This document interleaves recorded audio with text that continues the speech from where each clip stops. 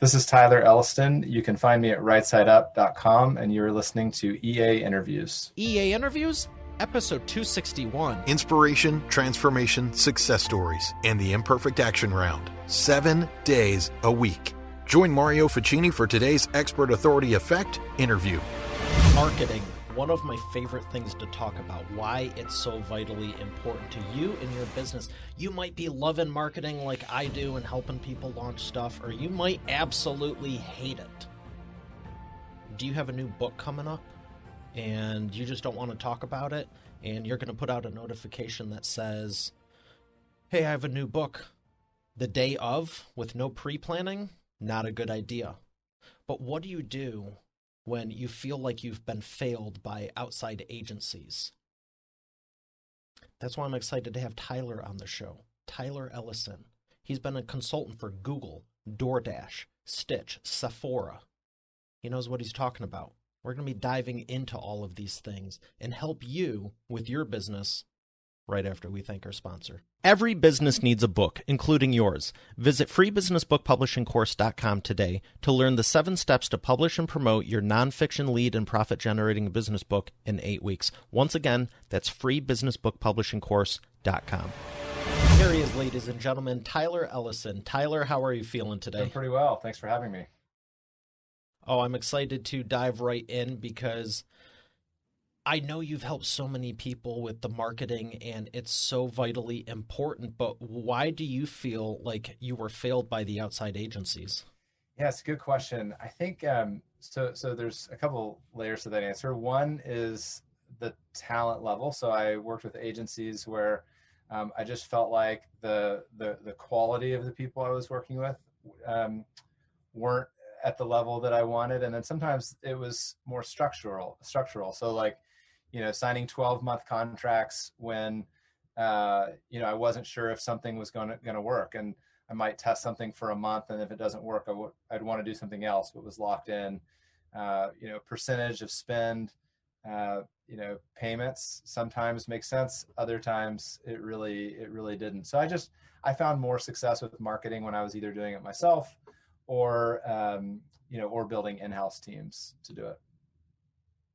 What would you say for the people who, I was joking a little bit in the intro because I find there's really 2 types of people. One is like us. We love marketing and promoting stuff. And, I love helping my author clients with their business book campaigns.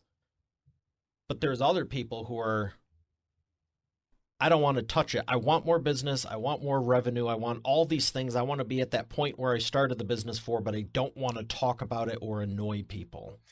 How do you help us get past that? Yeah, well, I think, the good news is I think the most important and most valuable marketing is actually a great product. So if you have a great product that people fundamentally love, in most cases, that means they'll talk about it. And so a lot of times your customers will do it for you. So that's the good part of the answer. The negative part of the answer is that if you don't do marketing, you're almost certainly leaving a lot of opportunity on the table. And so I would just advocate to sort of either get some help externally or, find a way to do it yourself in a way that you feel like is authentic to your personality and business, but still promoting this product or solution that you deeply, deeply believe in. Can you take us through your process, what you're doing with these big name companies and also some of the people we may not have heard of? Yeah, so the way that we operate is we're kind of like a collective of marketers across a wide variety of industries and skill sets. And so we'll talk to companies about what kind of challenges they're having specific to customer acquisition. And we're kind of identifying, okay, in this situation, we think that this particular skill set, this particular seniority would help you get to the next level. And then we're providing somebody from our collective that has that expertise. And so, sometimes the scope of those engagements is advertising on Facebook or Google. Sometimes it's advertising on podcasts. Sometimes it's email marketing to increase lifetime value. So the scope is really varied, across our clients. but the one consistent part is that we're solving a marketing problem, usually around acquiring customers, sometimes around lifetime value, and then we're sort of staffing it, with a very specialized person that's gonna build a tailored solution rather than sort of applying a really generic playbook. When most people, would you say most of your clients are looking, you said a client acquisition, but would you say most of your clients are looking for increased sales, profit, or is it really anything else? Yeah, most of them, I would say, more than half of our clients are sort of backed by venture capital. They're kind of like trying to grow as fast as they can. And so usually it's around growth first. Certainly in recent years, we've seen more importance put on profitable customer acquisition. Certainly years ago, it was growth even at the expense of profitability. That is a lot, that's quite rare at this point, but growth is the primary challenge we're helping them solve. Now, when you're saying growth at the expense of profitability, yeah. I've seen companies do this, and it's always been questionable because, correct me if I'm wrong, but isn't the premise we might lose a little money here or a lot, but we're setting ourselves up down the road? Yes. Yeah. So I would say sort of, one level of this is saying, well, over a customer's lifetime, they're going to be worth, let's say, $200 to us, even though in the first month or the first 3 months, they're only going to pay us $50. So the question is, are you willing to pay $25 for that customer or that sale, or $50, front that whole 3 months?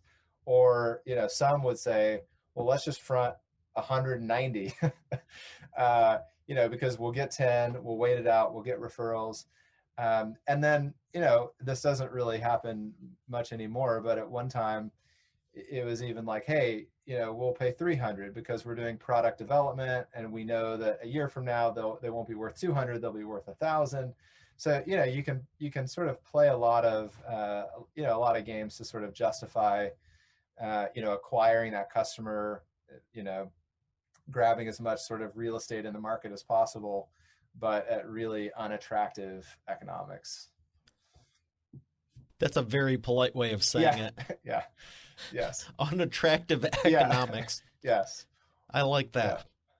So I think one of the traps I've seen is if you say, well, let's lose the money here, we'll make it up down the road. Well, is that 2 years, 3 years, 5 years, 10, whatever the case is? And do you feel it sets a precedent to just do it again?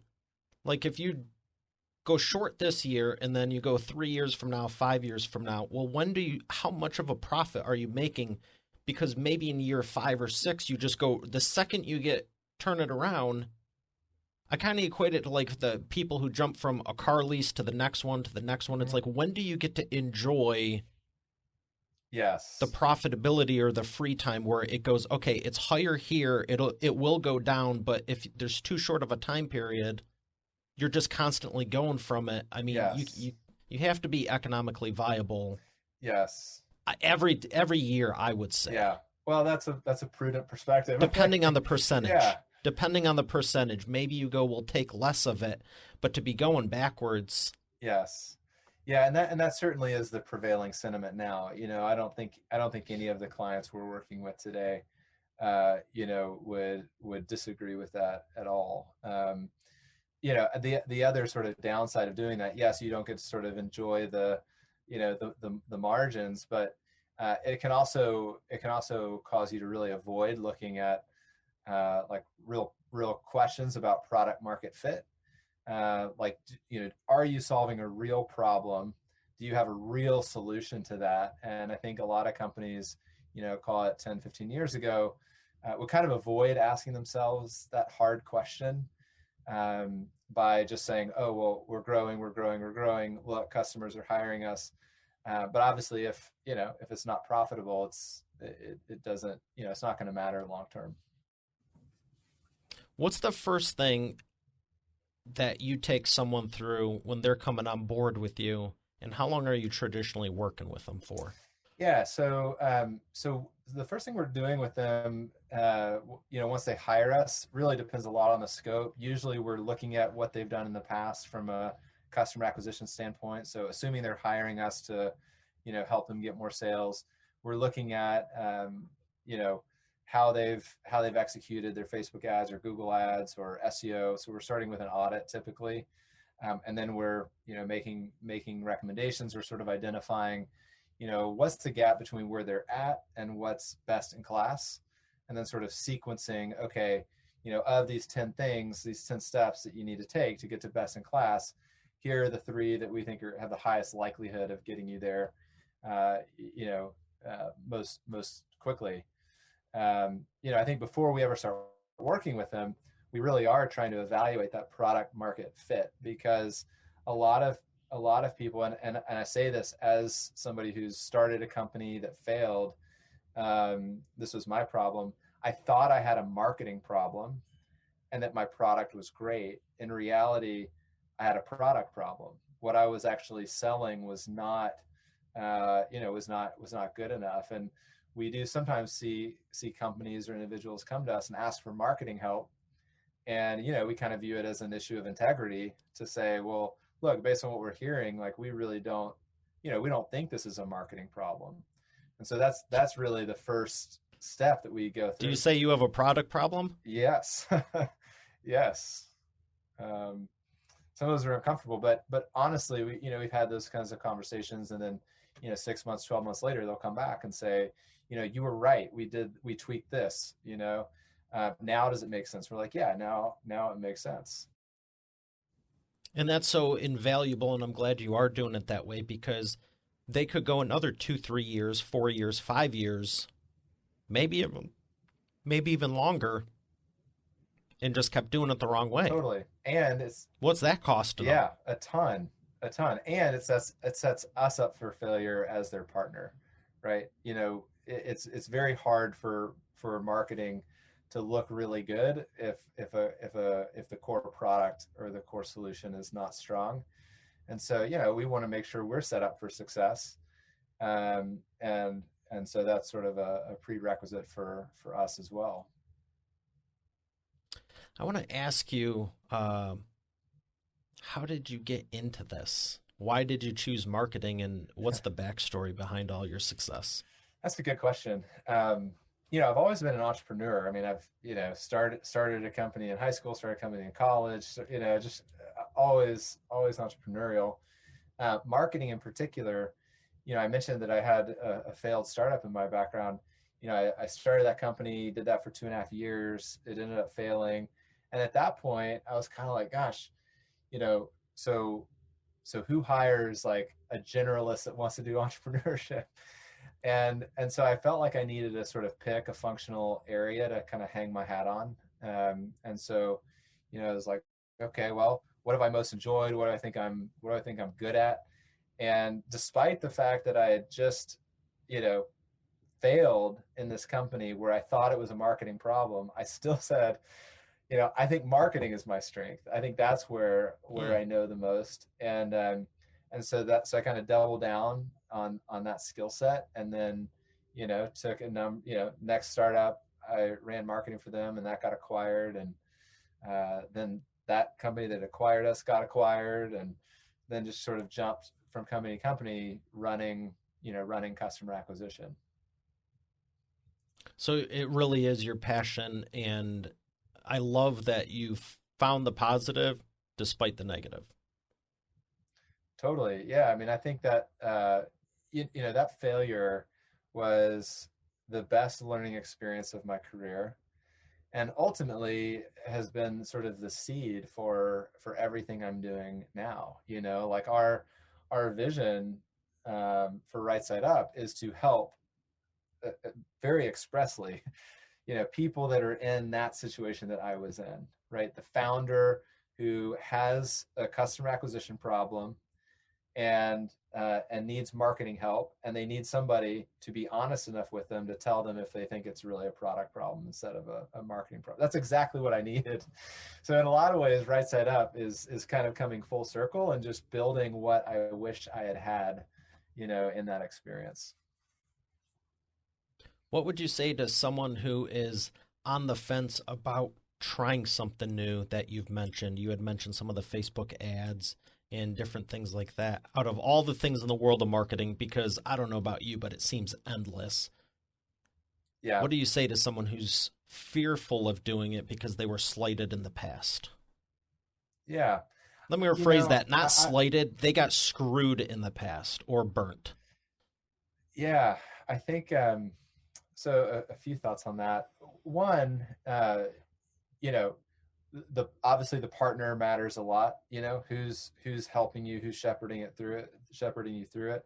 I would always advocate to go find, even if it's not like, it's not self promotion, even if it's a friend who knows about it, or a coach, or somebody that has that kind of job at a company, and they can just give you unbiased uh, recommendations or help to do that.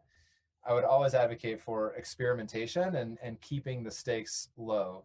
Facebook advertising, search advertising, for most businesses, you can get a read on if they're working for you, without a huge amount of spend.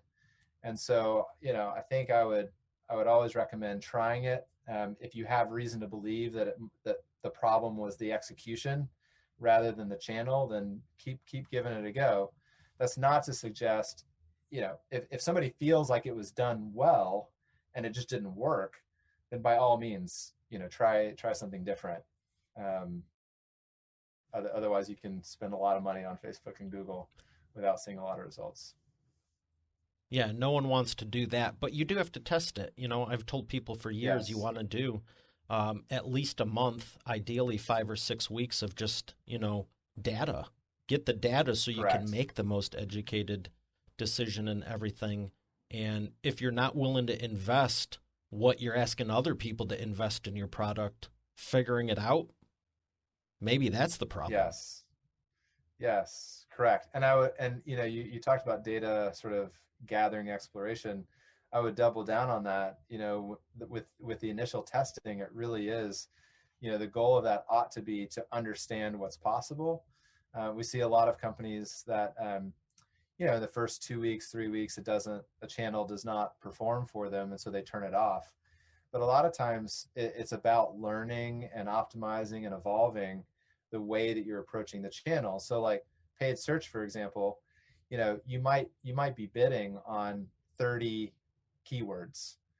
And so you might spend, I don't know, say $1,000 on these keywords. And at the end of that time period, it might be that 75% of the keywords don't work. And so when you look at the total spend and the total impact, it looks like it doesn't work.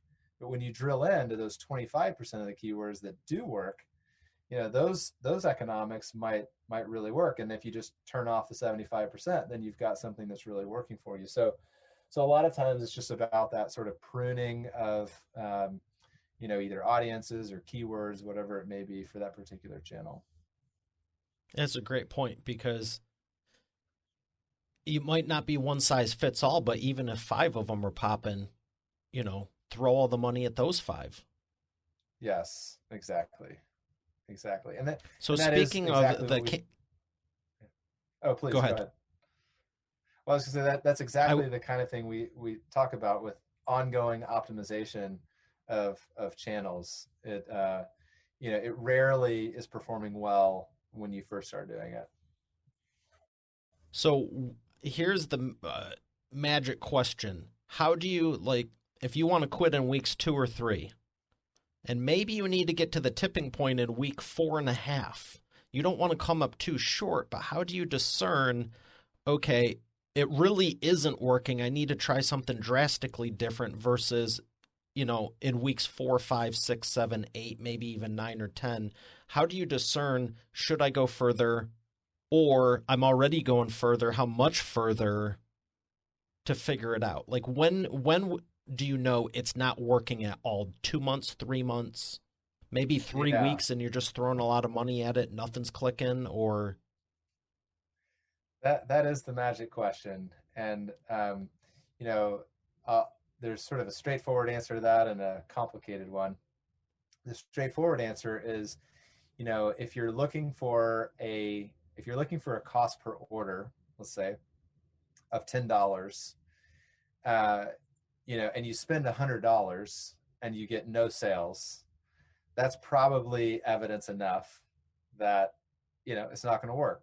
The likelihood that it will work and you just got an unlucky, first like 10 shots at it, is very, very low. On the other hand, if you're, call it within 50% of where you want to be, if you want to be at $10 and you're at $20, something like that, that's at that point I would say, okay, let's keep testing. There's so many different inputs that you can use in most digital channels, like with Facebook. It's like, okay, well, maybe we keep going, but maybe we test new creative, or if it's paid search, it's like, okay, maybe we keep going, but maybe we turn off these keywords and turn on those keywords. And so, if you're getting some response, it's just not good enough, then I would typically recommend, changing some of the variables. If it's not working at all, then, I'd turn it off. So after you've changed the variables, if you do another week or two and it's like, okay, I've done everything I can short of getting help with it, don't go spend tens of thousands of dollars. Just, maybe it's, book publishing versus book publishers. I see people that just add an S onto every keyword they have. It's like your ad might be trash. Switch, like you said, switch the creative, or maybe the audience. Yes. It could be a great ad, great copy, great everything, wrong audience. Yes, exactly. So you can keep churning through the variables. I would say that, it's rare that we see, companies spend, more than, call it $10,000, without like real signal that a channel can work for them. So certainly to anyone out there, I would treat that as a general cap. That's the litmus test. Working, yeah, there are certainly exceptions. Sometimes like in a B2B context, if a client is worth, $5,000 to you because it's like a mid-market company or an enterprise company, you might need to pay $300 per lead, in which case, certainly in that environment, 10K would, it'll only get you 20, 30 leads. So that might not be enough. But for most, business to consumer contexts where you're selling something that's not incredibly expensive, usually $10,000 is a reasonable test budget for a channel. Now I'm gonna dig even deeper, just like we do with the data. Yeah. On that 10 grand, I know it varies between the clients, but if they're $300 a lead and you can get 33 of them for the 10 grand versus $50 and you can get 200, do you base off of, hey, we got $2,000 return on that 10 grand, that was successful, $5,000 return? Like what's the quantifier for the 10 grand to say, okay, let's keep going with this? Do you base it more on the percentage ratio of the ad spend or the number of leads? Yeah. Or both, I guess. Yeah, kind of both. Ultimately, it needs to be rationalized against the expected value of that investment of money, right? So sometimes it's, a cost per lead compared to a value per lead. But if that's the case, then it's got to kind of be rationalized. Okay, well, the value of a lead, let's say, is $500 versus a $300 cost per lead. But that $500 value per lead has to be rationalized against, well, that's because we convert 25% of our leads, and the value of a new customer is $2,000. So kind of backing into that cost per lead from the end metrics, and then you're kind of monitoring like, okay, leads from Facebook cost us $300. Do they convert at 25% like the rest of the business? If so, great. It's a $500 value. Or maybe Facebook leads are more valuable or less valuable, in which case, we need to adjust that threshold up or down. So I want to ask you about the pricing per lead. If they're 300 a lead and 425 on Facebook, have you ever Yeah. shut down a platform completely? Let's say you're on Google, Facebook, and doing YouTube ads. Yeah. One's 300, one's 425, and one's 368. How do you differentiate? All right, can we double or triple the scale on this one if we shut these two down completely, or do you tweak them and just say, hey, we'll reduce the ad spend to allocate it over on the one that's working? Yeah, Do you it's a good think it's still question. being better being present on all three versus Yeah. doubling or tripling down on the one? Yeah, it kind of depends on the company's goals. For most of the companies we work with are giving us thresholds where they say we want to see a cost per lead or a cost per sale of X. And if you can hit Okay. X, then we will give you as much budget as as you can take and still hit that mark, right? And so I would say if that mark is conservative, then I would generally advocate if all three of those channels in your example, if they're all ROI positive, if the value of the lead or sale is higher than the cost, I would advocate leaving them all on and spending more in whatever Okay. channel you can do. Obviously, if that threshold is too aggressive, or it's not clearly profitable, then yeah, So if then one of those was 200 in the example, actually that would be better for the cost per lead, but other way, if it was 7 or 800, maybe that's when you go, let's exactly, kill it. exactly, Okay. yeah, exactly, Yeah, it's been an interesting debate because when they're close like that, it's like, you know, you almost wish they were 7 or 8 because then you could, yes, allocate everything to one, but when it's you also have the distribution, hey, there's eyes on all three. There's even more than that. But yes, that's a great answer and a great way to think about it, because it is best being on all of them, but you don't want to be losing money just to be on it. right, exactly. The other thing that we found useful is, we'll call it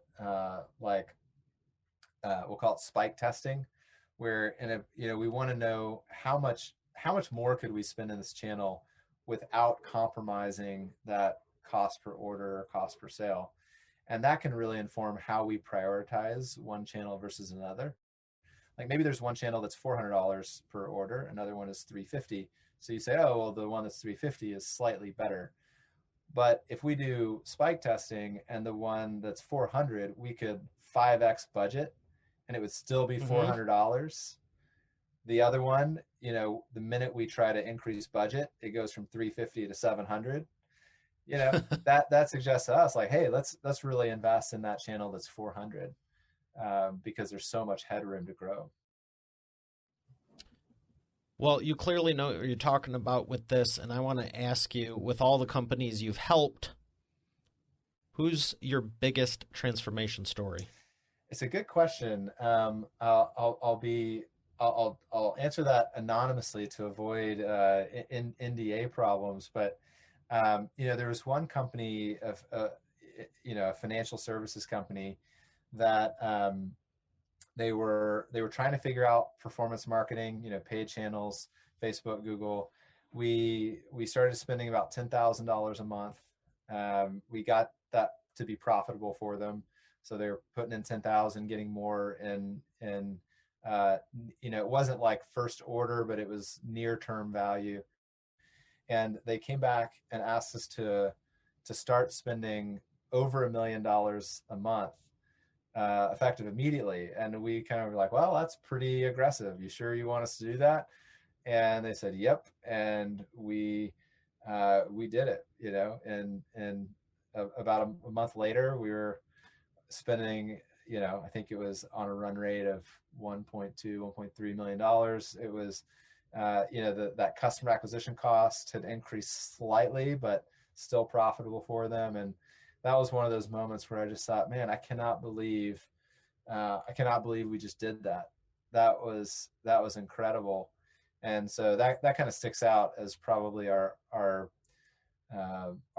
biggest win that was really hard and audacious. Yeah, that's a pretty big jump. Now, did you Yes. maintain that? Did they ask you to bump it up again after? So no, so it stayed constant for a while, and then we strategically reduced it, not because of the acquisition cost or the performance, but for other business reasons. So in that particular case, it did not take another step function up, which yeah. I mean, you'd think if they want to grow, they wouldn't slouch at 1 million a month on ads.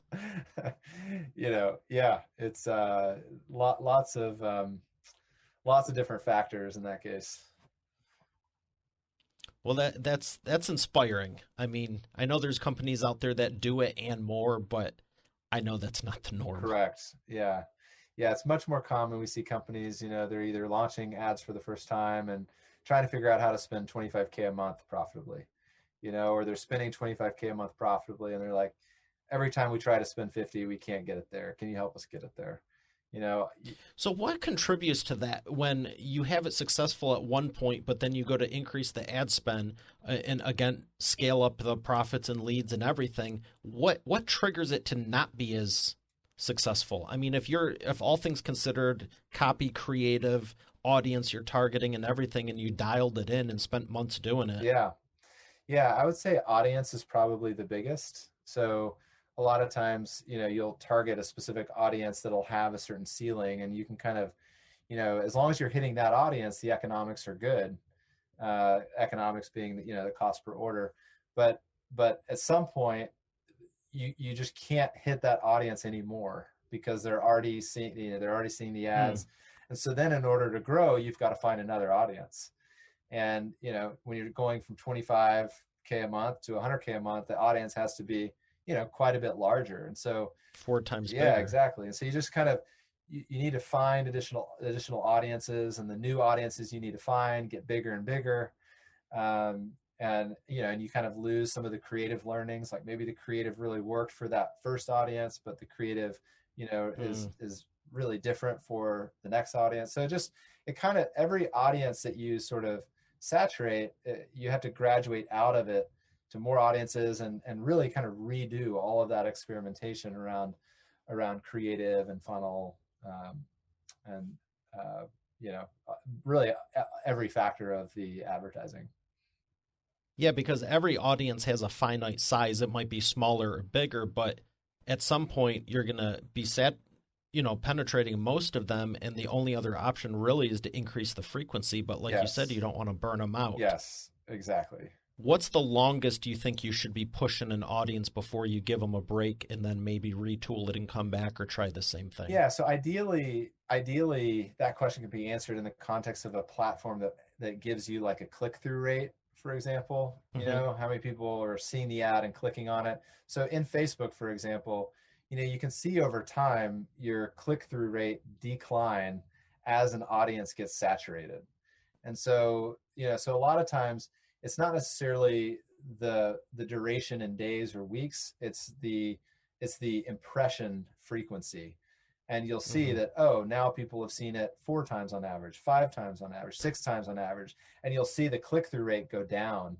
And that's a sign that, okay, we need to refresh our creative, put something else in front of them, and ultimately, you know look at other audiences, because at some point those creative refreshes become less effective.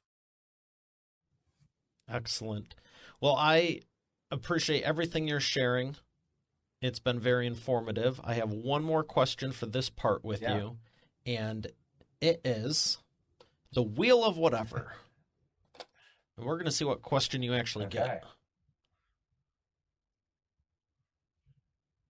Actually, I already know what it is because clearly there's none on here, but theatrics, and oh, look at that. It's either in yellow or black. What do you like to do when you're not helping what do you do outside of business that you enjoy to do when you're not helping companies? Yeah, it's a good question. So I love long distance running, though I'm recovering from injuries, and I'm perhaps hopelessly trying to get good at electric guitar. So yeah. So when I have time, I'm doing like nightly lessons online in electric guitar. Excellent. Very fun. All right, we're going to thank the sponsor and come back for the imperfect action round. You've heard me say every business needs a book, including yours. And it's true. And that's why you should visit freebusinessbookpublishingcourse.com today to learn the 7 steps to publish and promote your nonfiction lead and profit-generating business book in 8 weeks. But you know what? Don't take my word for it. Take it from a few of my authors, like Lori. And I went from having an idea and a possibility to actually getting my book published. Or Catherine. Thank you for making my mom #1 best-selling author. Or Mary Alice. What he got done for me in 3 days regarding my book launch, unmanageable. John Cody. I've worked with Mario over the phone and online, and he's been very helpful in getting me where I needed to go with promoting my books. Rocio. There's no way in the world I would have been able to do this with somebody else. Again, I've attempted it in the past. It didn't serve me. As a matter of fact, I ended up more frustrated than anything. So this has been a very seamless process. Adele. If you're looking for an amazing business coach, I highly recommend Mario Ficini. Or Bill Benner. I can't make a higher recommendation than to work with Mario Ficini. He has been great for me, and right now, I won't work with anybody else except for Mario. Hey, their words, not mine. Visit freebusinessbookpublishingcourse.com to get started now, and I look forward to hearing your transformation as the next video success story. Once again, that's freebusinessbookpublishingcourse.com. And we are back with the imperfect action round. Tyler, are you ready to take imperfect action? I'm ready. Got 3 questions for you, 60-second or less answers. The first one is, what is the fastest path to the profits? Well, I talked about it a little bit earlier, but I think solving a real problem is sort of the first prerequisite to that. So I would stick with that. Very good. Number 2, what is the biggest problem you see your prospects making and the fastest way for them to fix it? Well, I don't want to be a broken record here, but I kind of feel like referencing my former self of looking at a product problem and thinking it's a marketing problem. So, that is one of the biggest problems we see. I feel like that's a little bit of a cop-out because I just answered that. So maybe a second answer to that biggest problem we see is not accurately calculating the cost per action and the value of that action. So sort of an analytics problem. Number 3, what is the best way to maximize customer lifetime value? Yeah, so there, beyond having a great product, I won't say that one again. I think I would say engagement, staying top of mind, whether that's through personal connection, email, SMS. Once you're sort of in somebody's mind as providing a great solution, product, service, whatever it may be, just reminding them that you're there. Very good. What books would you recommend to Expert Authority World? That's a good question. One that I have particularly benefited from is called Blue Ocean Strategy.